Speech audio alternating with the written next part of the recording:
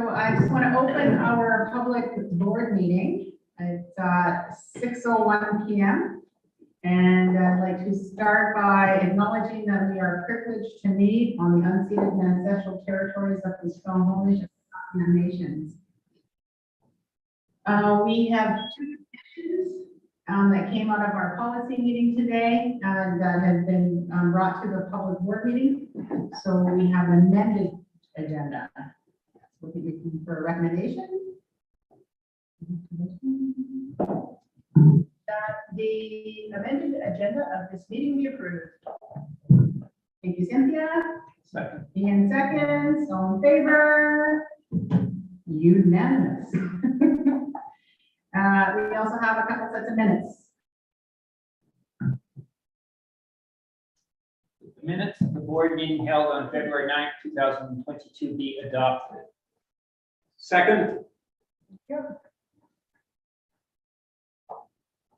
All those in favor?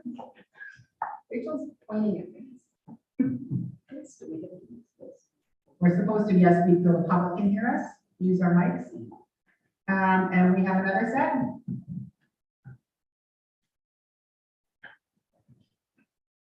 That the summary minutes of the in-camera board meeting held on February 9th, 2022 be adopted. I'll second that.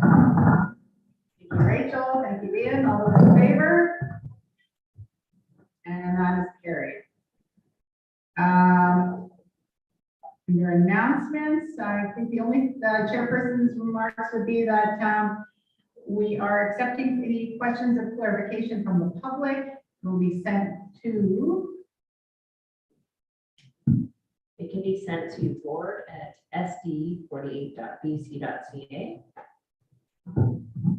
Thank you, Danielle. And I think that was all I had. So any trustee remarks? Seeing none. Oh, I do want to add though that it is wonderful to meet face to face with everyone and share a meal with you. So it's been far too long, I think. Superintendent's remarks? Yeah, thank you very much. Good evening, everybody. I do have a few remarks. First of all, I'd like to acknowledge that yesterday, March 8th was International Women's Day, and SD48 joins in celebrating the achievement of all women, while at the same time recognizing we still have a long way to go towards gender equity and eliminating gender bias. So I'd just like to recommit our district to that worthy and long overdue measure. So that's number one. Number two, as announced in last week's news release, the Ministry of Education will be implementing an Indigenous-focused graduation requirement as part of the province's ongoing commitment to truth and reconciliation. This new graduation requirement is for the 2023-2024 school year. And we'd like everyone to know that there is an opportunity for all members of the public to complete a survey and share their thoughts on the survey about this very, very important and long overdue opportunity for our kids. You will see on our district website the link to that survey. It takes about 15 minutes. And again, it's available on our website in the news and events section, and I believe it is up until April 22nd.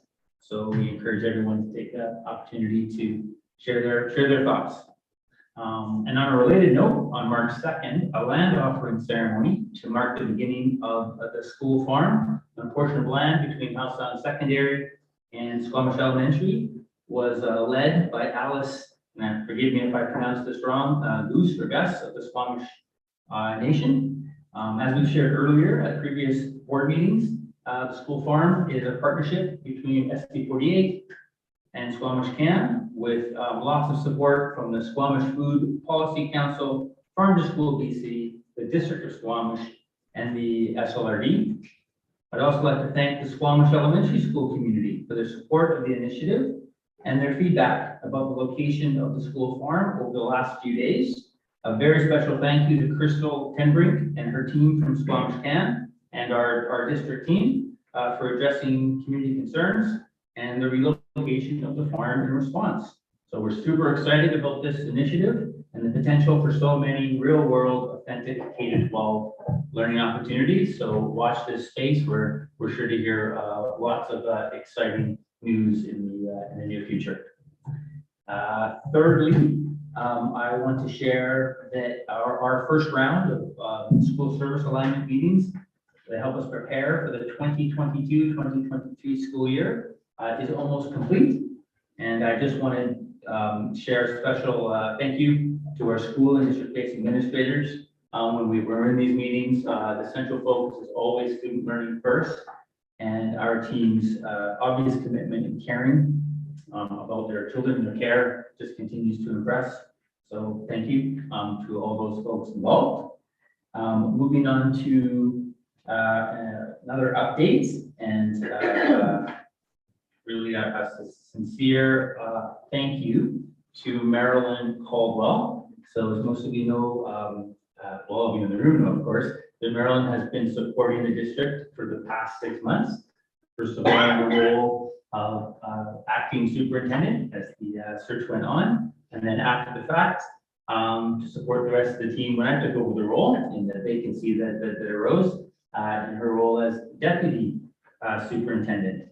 And I know we all appreciate Marilyn, your wisdom, your knowledge, your experience, your kindness, and the care that you just exude, not just towards our kids, but to all of us and our staff. And I just want to extend on behalf of the team and myself, just our gratitude to you for your support. And I'm not going to say goodbye, but only until next time, potentially, or so long for now. We've stepped in on more than one occasion. So I would like everyone to join me in thanking and congratulating. And your last day will be Friday, so we're going to spring break for footloose and fancy free. Footloose? Oh, right. Tuesday. So for the sake of the folks out there, I feel like I shouldn't share this. Right? It's okay. All right. So just a little quick surgery that is going really well in recovery. So you will be footloose. And that will show you later, but both feet attached. There's a terrible saying. That was just a little footnote. We're gonna end it. We're gonna end it. Thank you. Is that it for you guys? That is, I have some other remarks later. Okay, perfect. And our secretary treasurer. Thanks, I don't have anything to add, just in case the public does have questions of clarification, if they should be related to the agenda, and we will do our best to answer them at the end of the board meeting. And if there's anything that's more complex that requires more research or anything like that, we may have to get back to you at the time after the board meeting. Thanks for that, Daniel. So we have brings us to number 4, receiving delegations. We do not have any. Student and staff presentations. We do not have any presentations today. And trustee items. So DPAC meeting update. Trustee Kent, you are up. Thank you. Just give you a little feedback on what's happening with the DPAC. Trustee Walden and myself are privileged to work with our DPAC. We had a meeting on Monday, and we meet about every 2 months. It's great to be up there and having talks with them. Monday's meeting, we had the trustees report. Chris, you gave an excellent report on the superintendent's report. There's always time built in for questions and answers. And they also go to around the table wins and challenges. And that is where each of the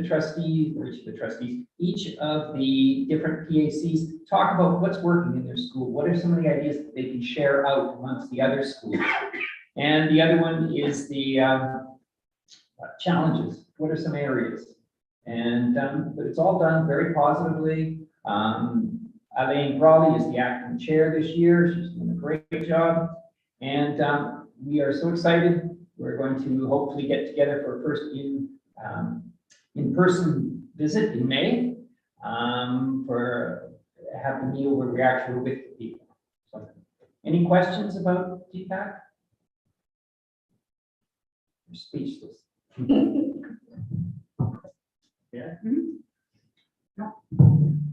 Thank you. I'll just add one thing. I know that DPAC has shared some of the facts that they're still looking for parents to join. And we just want to remind everyone out there listening in, if you are a parent or a guardian of a student in our school, you are a member of your school's PAC. So please, where and when you can, take part. They love to see you at the meetings. Thank you. Thank you. Any other questions about DPAC? You did a fine job covering that. So now we are on to our board committees. The committee of the whole.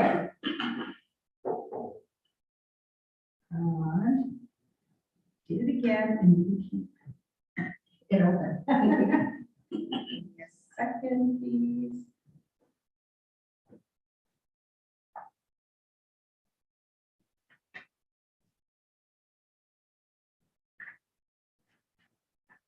So the committee of the whole met earlier today, and we reviewed our trustee calendars. And trustee Kent provided an update on our privilege of council. And this was an open board meeting as well, for those who could attend. We talked about our school learning plan scheduling for next calendar year. And we are doing an education session coming up in April on truth and reconciliation. So looking forward to that. And that was a very short meeting, short and sweet. So we're just looking for a recommendation. That the minutes of the committee of the whole meeting held on February 9th, 2022 be accepted. I'll second that. Moved by Rick, second by Ian, all in favor? And that is carried. Thank you. Now we have a policy committee. Rachel? Yes, we continued the housekeeping of so there are 200 series policies related to the Board of Education. And I'd like to thank the staff for their hard work on this. Some of them will be coming up for an emotion shortly on the agenda tonight. And then others have, we were in discussion with today, and they're going to be brought back to us in the next meeting to further discuss and approve. And that was about it for today. Are there any questions? That's me. Are you about to make a motion? I was getting my mic ready to make the motion. Go ahead. Okay. That the minutes of policy committee meeting held on February 9th, 2022 be accepted. Thank you, Rick. Moved by Rick, second by Rachel, all in favor? And that's carried. And just apologies to the public who are listening, we are fumbling with our new microphones. And we must turn them off after we speak anything because there's feedback. So, thank you. We have up next Finance Committee. We did not meet today, so we'll just have I don't think there's any reporting. That the minutes of finance committee meeting held on February 9th, 2022 be accepted. Thanks, Rick. Second by Ian. All in favor? And that's carried. Indigenous Education Council, we are actually meeting on Friday. And an in-person meeting as well, which will be exciting. And I will add, though, that yesterday I attended my last Indigenous Education Council meeting with BCSTA. And there's a few of us that will be being replaced as we do 2-year terms is the maximum allowed. So, but I will still be close by for that. And they're taking appointments if anyone's interested. And yes, I just want to take the moment to thank you for your service on that committee for the council for 2 years. Your voice is an important one, and I know they will miss it, and we're so happy that we have you. Thank you. that's so sweet. Thank you. So that brings us to our public relations committee. I don't think nothing there. Okay, thank you, Cynthia. Early learning committee. Oh, nothing there either. We have no business arising. So that brings us to our information items. COVID-19 update.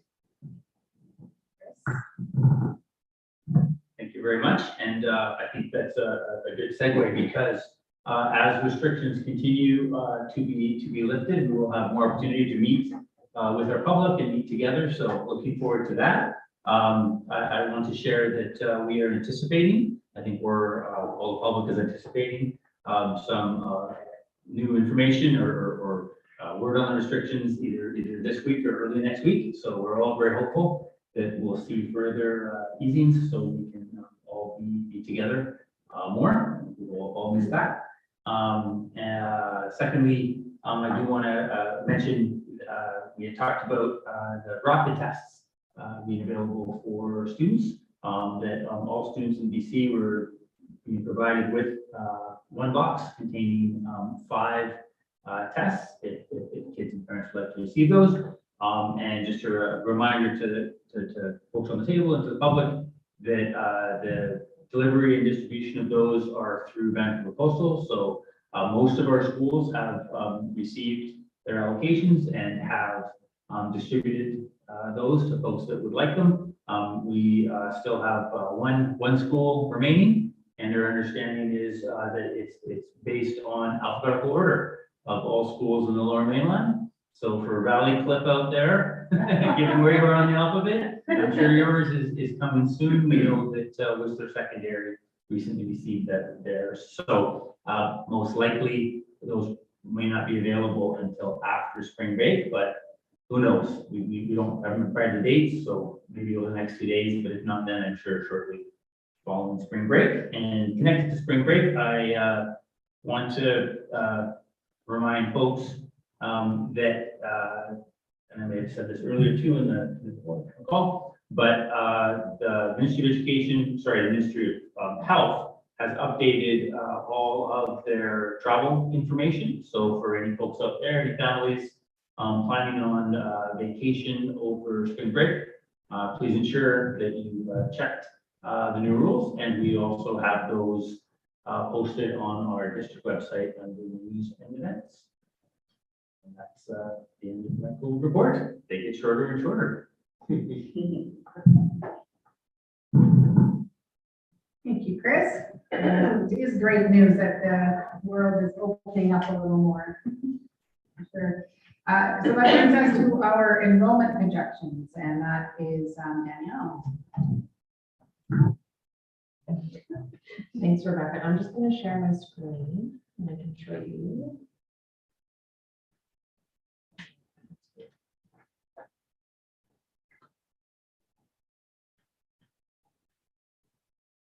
Hopefully this works.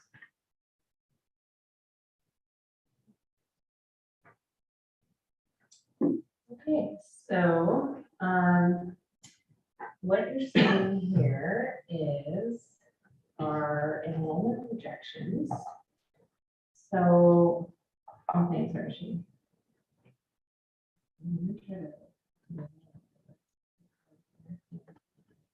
So basically, I just want to show you how this works here. So basically, this is it's broken down by community and the schools under each community here. And the first column is the 1701 head count as of this past September. So that's basically, if you look at the bottom there, we're saying at 355 for the district. That's as of last September. And then the next column is, this is our Baragar demographer that we use. And so Berger is a demographer that looks at births and trends and stuff like that in each community at each school. And they use some information that they gather to predict what they expect that each enrollment will be for each school. So if we take a quick peek, Berger's predicted actually that will go down a little bit to 5277. But we do know that they're a little bit low on the online side. So that's why it looks a bit off anyways.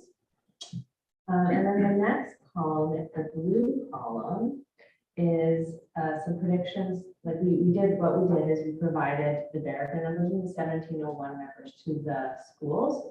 And so the principals came up with their own adjustments to what they think the enrollment will be. So basically the blue column is what the principals have put together as projections. And then the green column is what we did is we analyzed everything. So we looked at 1701, Berger, the schools, and we adjusted it a little bit to be conservative. So basically what's in the green column is what we ended up submitting to the Ministry of Education. And so we submitted this to the Ministry of Education on February 15th. And so what that signals is when we give that to the ministry, they use that to come up with their preliminary grant numbers for next school year. So that's why I don't know if you recall, some of the board members may recall that we're a little bit in a deficit every September. It's because we do send in a conservative number for enrollment. And so when it actually comes in higher, then we end up getting the funding later on in the year. So yeah, and the other thing, so if you're wondering why there's kind of two sets of columns with the same colors here, is so the funded head count, that's we actually get funded based on the second set of, the second column here, the funded FTE projections. So why it's a little bit different than what Berger has sent us and whatnot is because like at the elementary level, it's pretty much exactly the same. At the high school level, we get funded based on course load rather than head count. So you'll notice that actually at the high schools are higher. The amount is higher than what the head count is. So yeah, that's basically my summary of what was submitted. So I just wanted to see if anybody had any questions, or did you want to add anything on to that? Chris, go ahead and you. Chris or whoever. Yeah. Okay.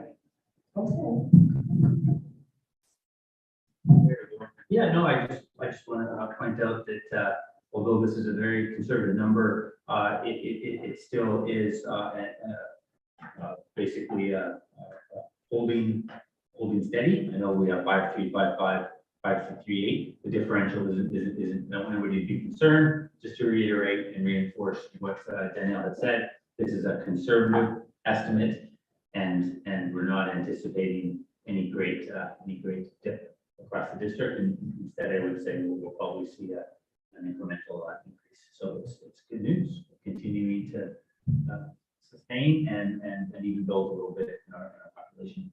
Thank you. Okay. I wonder if staff could comment on the drop in forecast population at the alternate school, because it's bigger than, yeah. Thanks. Thank you. Yeah, so it's one of those good news stories in a number of ways, of course, because our endeavor is always to ensure that there's proper bridging and opportunity for students to return to their home secondary school. In this case, that would be Housetown Secondary School. And I will just give a big shout out to the team at HSS and SSA, who have been working really hard to provide those opportunities for those kids. We have a number of those students this year who are graduating. So we had a higher number of students in the grad program in grade 12 or an additional year who are graduating. So that's really fantastic news. And the more we can see that going down, the better. But I want to assure folks that it will always ensure there is support for all kids in school. We just feel as part of our education plan that we can meet the needs of all kids where they are, providing those specialized services such as an alternate format when where necessary, but not hopefully for the rest of students of schools.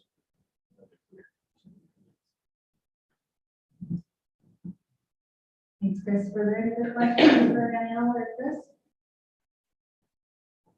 I just have one myself. I know it's with Blackwater Creek is up, they're projecting it at 31. What's the cap at that school? It used to be 20, I think was the max. You want to speak to that, Howard? Sure, I will. Yeah, that's a really good question, and I was actually thinking of bringing it up. Your mic. Oh, thank you.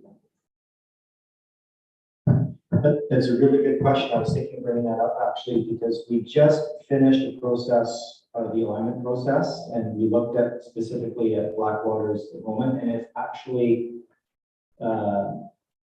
significantly less than the 31, so it's going down. So we're sitting right now, I can't remember the exact number, but it's something like 23, 24. So yeah, we don't have any kindergarten enrollment yet, which is part of the reason why it's on down on the Esmond leaving. So we'll wait to see what that's going to look like.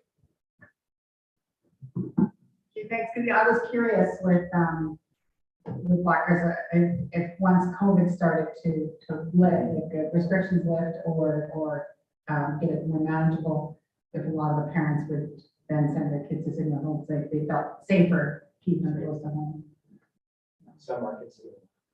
Yeah. So, okay. Other questions? And that brings us to our attachments, which you'll see there, media report. Oops. And field trips, and we do not have any correspondence. So that brings us for items for discussion, is the partner group meeting summary feedback. And Chris and Danielle are up. Sam, you, Danielle? No, it's me again. I'm going to share my screen again, and some of you have already seen this, but I just wanted to.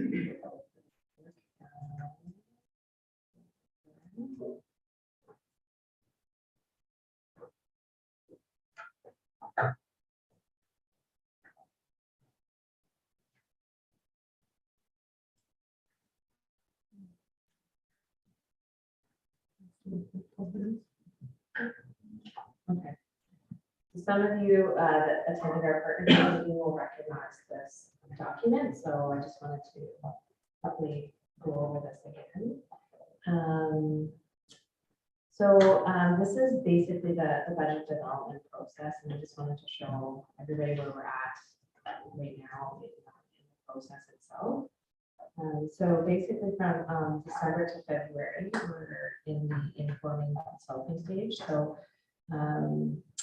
So informing at the December board meeting, we kicked off the budget cycle. We're glad everybody know that we're going to be starting the budget cycle, and we are also going to be starting the budget development survey. So that's the next piece of the consultation. The budget development survey went out in December, and I think we closed it in January.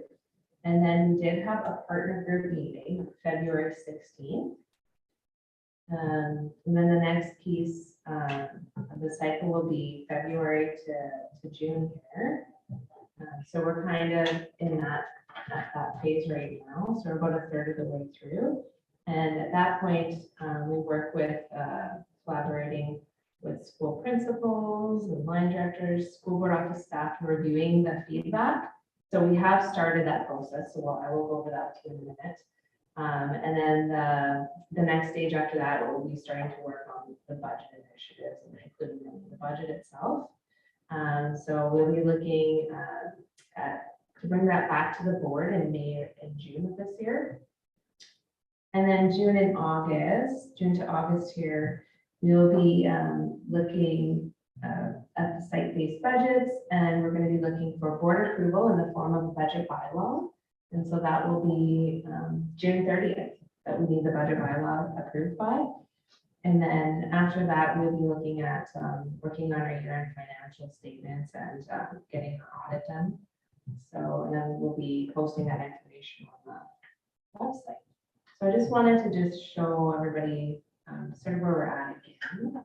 And then I'll just go over some of the partner group feedback that we were able to analyze and what we all worked on together as a community. So just one second, I'm going to stop sharing so I can switch screens. Or actually, we'll be able to switch over to this one. There we go.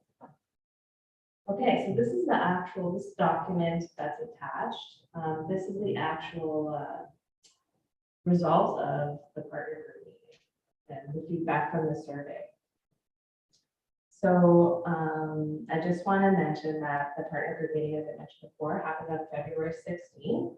And in attendance, we had representation from parents, students, teachers, principals, school trustees, Indigenous partners, QP staff, and we had our school district representatives facilitate and document all of the feedback. And so on this document that we put together, basically kind of to collate everything, was we have a column for each topic. So there's the, like, for instance, facilities and transportation, what's working well, what are some functional needs and concerns, and then we had our MIN council team do some analysis on this and then come up with what our responses are. So I'll just go over some examples of this. So for instance, with facilities and transportation, what, as a result of seeing like these things, we sort of summarize them into some of the issues that we've had. So we decided that, to me, like, just actually looking at this whole thing, I just want to mention a key theme that came out of this for me was that we need to make sure communication is up to par, and we have to communicate a lot of our processes and stuff like that to the public and to parents and principals and whatnot, so everybody's aware of what we actually do, the work that we do, because I think some of that came out of that. So for instance, for facility maintenance and upkeep, how we determine what it is based on limited funds we have from the Ministry of Education for these initiatives. So like when people are talking about, oh, we need painting and stuff like that, like every school needs work and we only have so many funds to do that kind of thing. So we do have a schedule and we just want to maybe do some better communication around how we determine that, how the schedule works, and which projects are chosen, because we really can't fund every single thing. We just don't have enough money for the ministry. So that's an example. Another example is we could do a better job at communicating how capital projects are decided. So basically, capital projects are actually decided by the Ministry of Education. And we can give our recommendations to them, but they're the ones that actually say yes or no, right? So we have to work with the funds they give us, and because a lot of people have the perception like, oh, like you need a new school, you're just putting portables on, but we're not giving money for a new school. So the ministry won't, if they're not giving us money, we can't build a new school, right? So basically, it's just we have to work on communicating this to the public that I understand the expectation is, yeah, like some of our schools are old, but we're not getting funds to replace anything. So we can only work with the funds that we have. Yeah, so let's move on to the next piece. For student supports programs, we did the same thing. So admin council analysis, and I think there seems to be an awful lot of interest, or everybody really wants to have more supports. So us as a district, we want to continue supporting the collaborative support model, where we have these specific things where we hire school psychologists and everything like to support each school, right? And then another thing that we can probably do a better job of is clearly outlining what supports are available. So if you, as you see here, for like addressing tier 1 to mental health supports for teachers, communicating supports, and also this communication infographic of outside supports. So I think that's really important too. So I think us as a whole, looks like we need to work on the communication side. And I'm just going to skip some resources. So this is key examples here. This to me, again, it came up like, if you look here, it's communicate, right? So it's a communication piece. We actually have invested a lot of money to support on the technology side for Chromebooks and everything. I think we just have to communicate our technology replacement and maintenance schedules, and also make it clear on what kind of flexible learning spaces we have in the district, as well as new resources and training that's available to use technology resources or those kinds of things. And for parent and community partnerships, one of the key things that came out of this is that it sounded like parents and community really wanted to be re-engaged. And so they felt like they were sort of out of touch. COVID, everyone's staying home and they weren't seeing their friends or seeing or doing activities. And that there really seemed to be that they wanted more opportunities to re-engage. So that's interesting. We'll look for opportunities for that. And then always something that like us as a district, we want to focus on is that our continuous work towards truth and reconciliation. It's really important.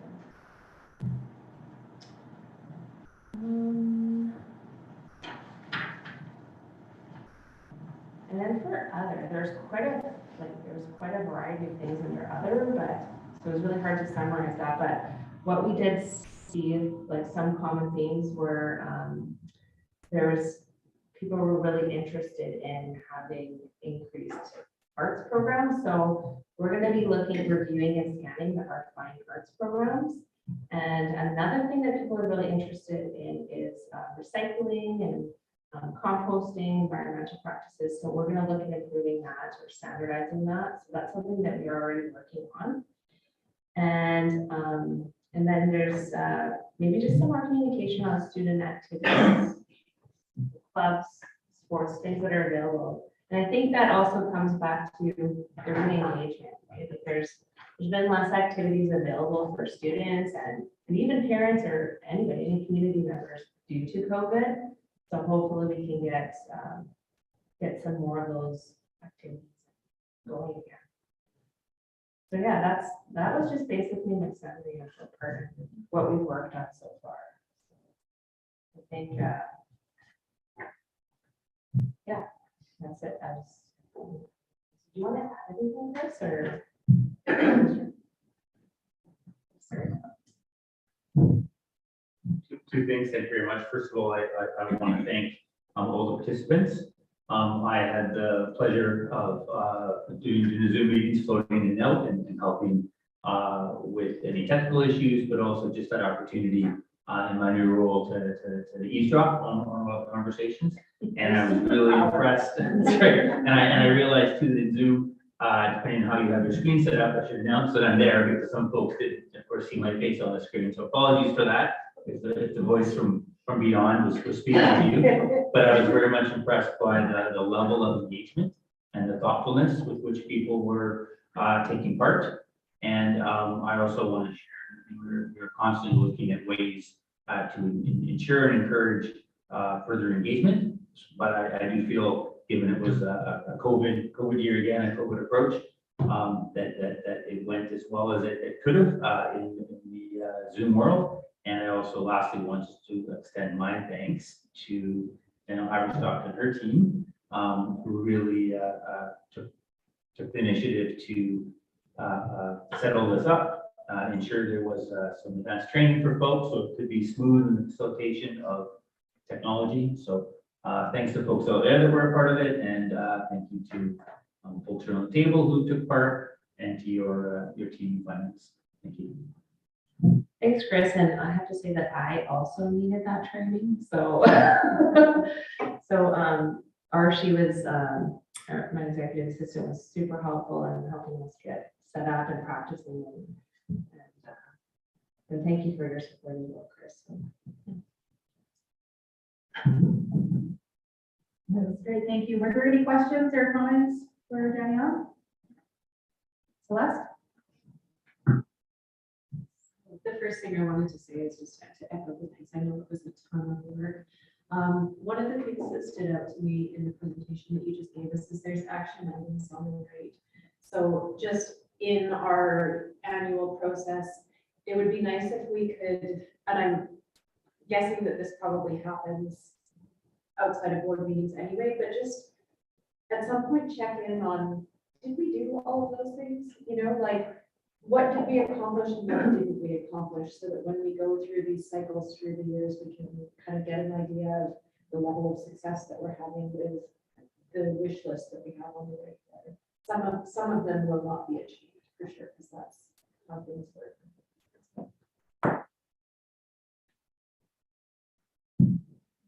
Do you want Yeah, oh, sorry.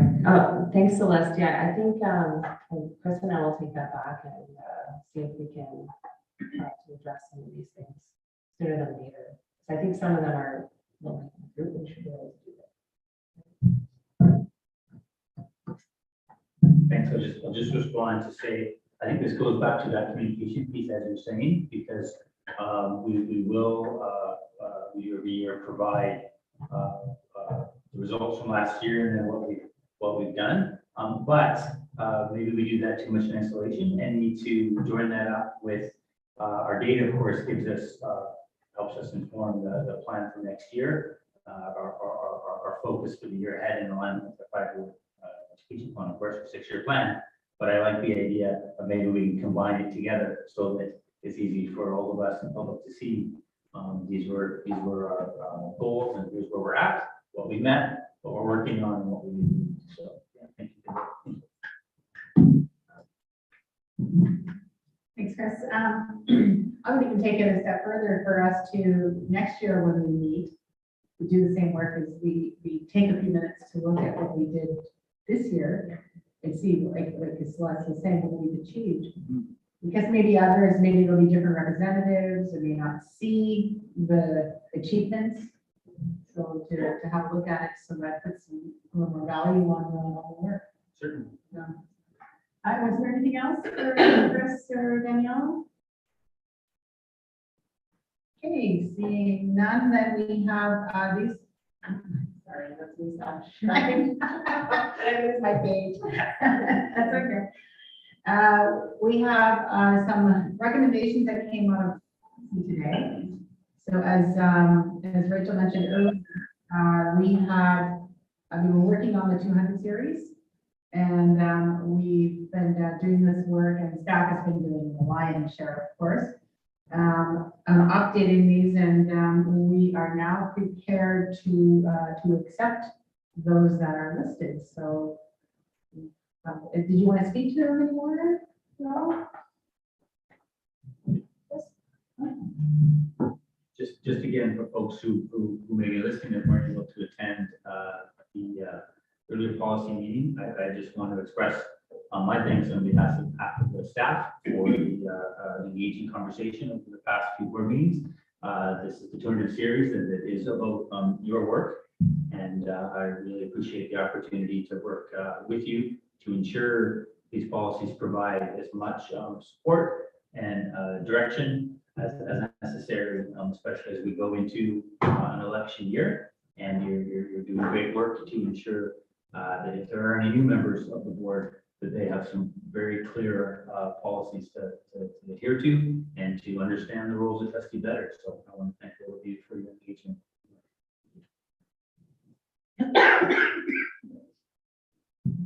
So there's a recommendation there. I can leave that recommendation. Oh, it's just telling me that I'm currently muted, but I should be actually. That the Board of Education approves policy 201, statement of guiding principles for the Board of Education, 202 trustee role, 901 district parent advisory council, 203 chairperson and vice chairperson, 204 trustee code of conduct, 205 definitions of board meetings, and 206 board meeting agendas, minutes, delegations, and meetings coverage as discussed. So that's moved by Rick and second by Ian. All those in favor? Good job. I think we have a few more that'll be coming up, but that was a lot of work. So we have next up, action items, school calendars.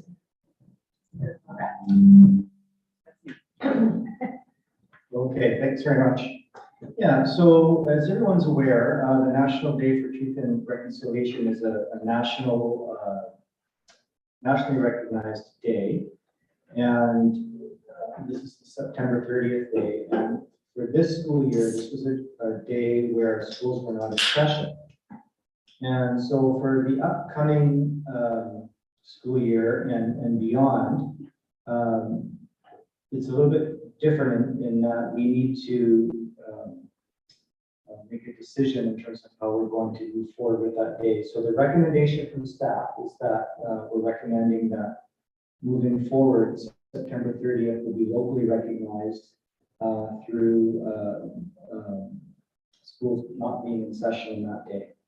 So we would make a calendar amendment to that effect. So we're recommending a motion here for you that schools will recognize September 30th. Truth and Reconciliation Day as a non-instructional day moving forward until further direction. I can make that recommendation. That the Board of Education, sorry, am I in order? No. Okay. That the Board of Education unanimously agreed to waive the requirement that first, second, and third reading of school district number 48. Oh, no, I'm the wrong one. Oh, dear. School calendars. EA, right? Yeah. School District 48 will recognize September 30th Truth and Reconciliation Day as a non-instructional day moving forward until further direction. Okay, thank you, Rick, and that is second by Ian. All those in favor? And that is carried. So thank you. Thank you. I think just a point of clarification for when we put out until further direction, it is if it becomes a provincial holiday, then the motion would no longer be required. Correct? So that brings us to our school fee schedule approval. Paul and Marilyn are up on this? Yeah, we can probably share a mic on this, Marilyn. So Yeah. that's right. So yeah, thanks. So this is an annual piece for the board. So we come each year bringing planned school fee schedules for both elementary schools and secondary schools. From time to time, there are changes to these schedules. I can let you know for on the elementary side, there are some increases in some of the costs, and essentially it's just cost recovery. The cost of school supplies and other supplies is going up, and so the school fees have gone up accordingly. They're fairly small increases at the elementary level. Secondary? Right, and people have questions about the secondary one, we can share the screen.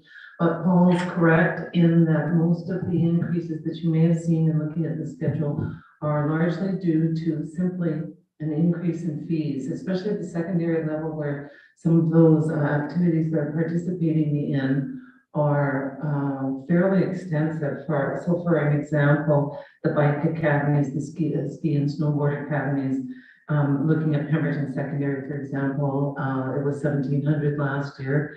It's 2,000 this year. There are several examples that are like that just simply provider of the service has increased their fees. And of course, we were talking about that earlier, that's happening right across the board in lots of places.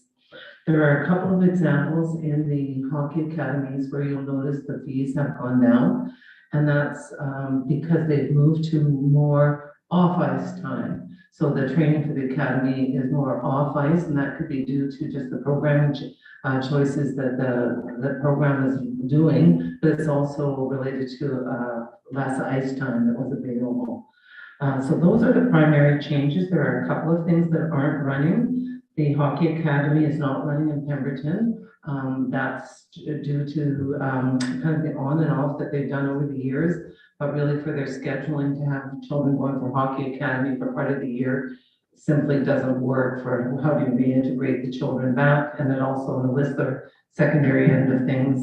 How do you ensure that the staffing and the availability of the program is there for Whistler secondary children? Now, having said that, we're reviewing that right now on what does the model look like for hockey academy in the secondary, at the secondary level between Whistler secondary and Pemberton secondary, and those discussions for the ensuing year aren't complete yet.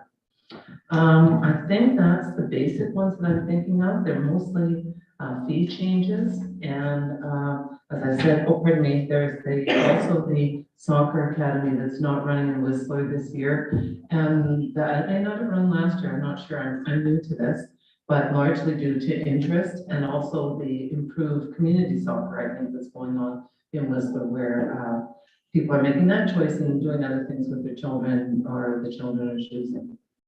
And I don't know if there are any questions. Okay. Thank you. Getting used to these mics.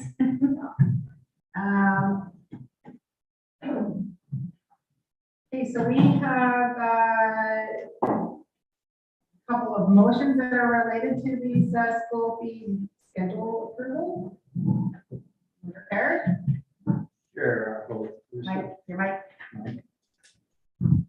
That the Board of Education approves district elementary school fee guidelines for the 2022-2023 school year as presented. Second. Thanks, Ian. Second by Rick. All those in favor? And that's carried. The next one? That the Board of Education approves district secondary school fee guidelines for the 2022-2023 school year as presented. Second. Moved by Ian, second by Rick. All those in favor? And that's carried. So we don't have any items brought out of camera. We do have a bylaw, so this is what we worked on today, right, in policy? You want a policy, okay? Chris, do you want to speak to it?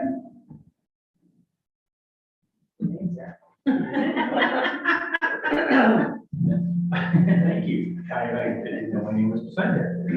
So this is, the bylaw relating to, where's the name of it? Oh my goodness. I was there for it, folks. This is the bylaw for governing, school board meetings. And, we had some good discussion and, made some minor changes to it.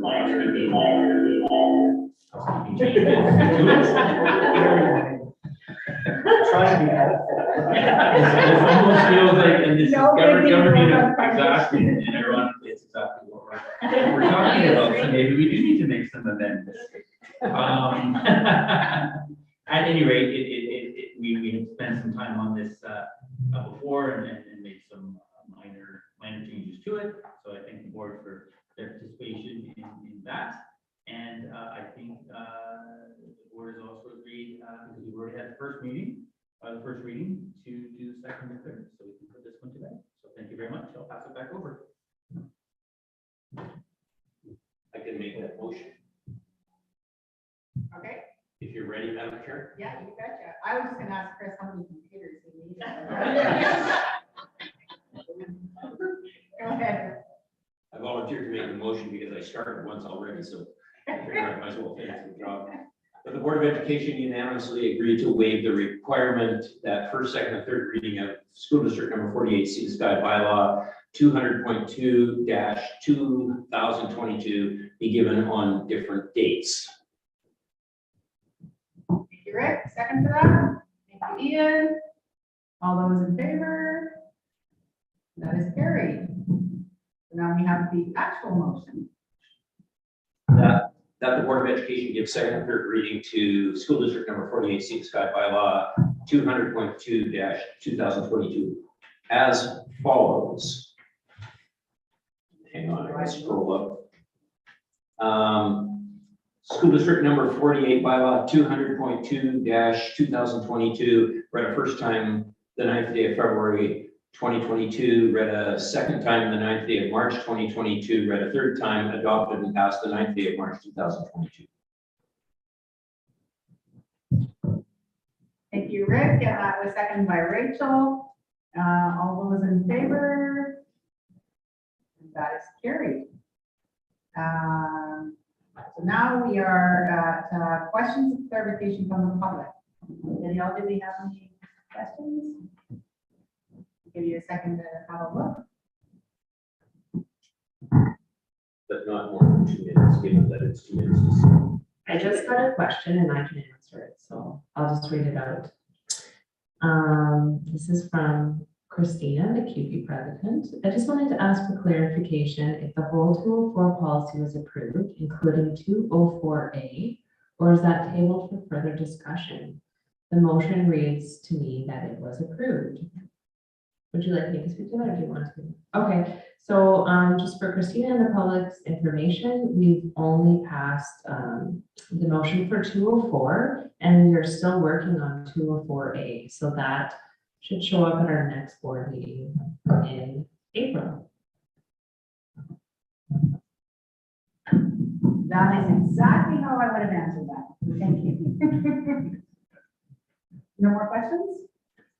Okay, so with that being said, it looks like we have concluded the business of today on this agenda, and I